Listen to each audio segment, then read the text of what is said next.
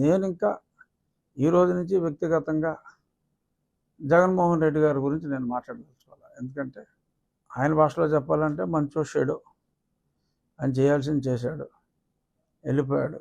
ఇప్పుడు జనాలు చూసేది మేమేం చేస్తాం, మేము ఇచ్చిన హామీలు ఎలా నెరవేరుస్తాం, ఎన్నో హామీలు ఇచ్చాం, ఆ హామీలు నెరవేరుస్తారా లేదా అనే దాని మీద జనం దృష్టి ఉంటుంది తప్ప జనాల దృష్టి ఇంకా జగన్మోహన్ రెడ్డి గారి మీద కానీ వైఎస్ఆర్ కాంగ్రెస్ పార్టీ మీద కానీ ఉండదు, ఉండకూడదు కూడా, అనవసరం. ఇప్పుడు మేము మాట ఇచ్చాం, మా మాట ప్రజలు విశ్వసించారు,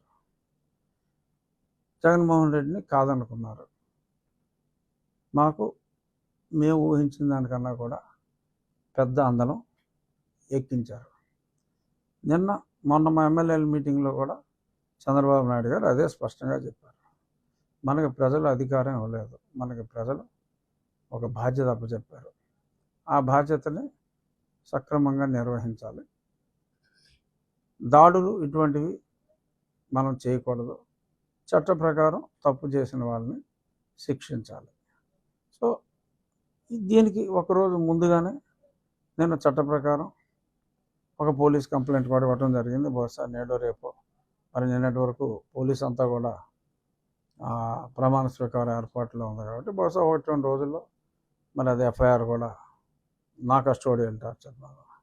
ఎందుకంటే ఇన్ని తన్నులు తిని మిలిటరీ హాస్పిటల్ రిపోర్ట్లు ఇంత క్లియర్గా ఉండి కస్టోడియల్ టార్చర్ జరిగింది అన్న నాకే నేను న్యాయం చేసుకోలేకపోతే ఇంకా కామన్ మ్యాన్కి ఇంకా న్యాయం జరుగుతుంది అన్న దాని మీద నమ్మకం పోయి ప్రమాదం ఉంటుంది. కాబట్టి నేను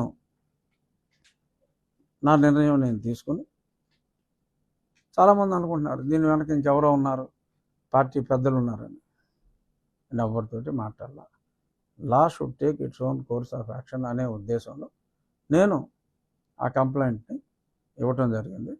డెఫినెట్గా ఇక్కడ న్యాయం జరిగితే ప్రజలకు కూడా వాళ్ళకి జరిగిన అన్యాయాల మీద చట్ట ప్రకారం న్యాయం జరుగుతుంది అనే ఒక నమ్మకం వస్తుంది అనేది నా విశ్వాసం.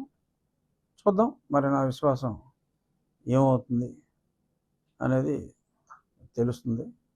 సో ఇప్పుడు ఈ ప్రభుత్వం మీద, మా ప్రభుత్వాన్ని కూడా అనొచ్చు, నేను మంత్రివర్గంలో లేనంత మాత్రాన మా ప్రభుత్వం అంటంలో తప్పేం లేదు.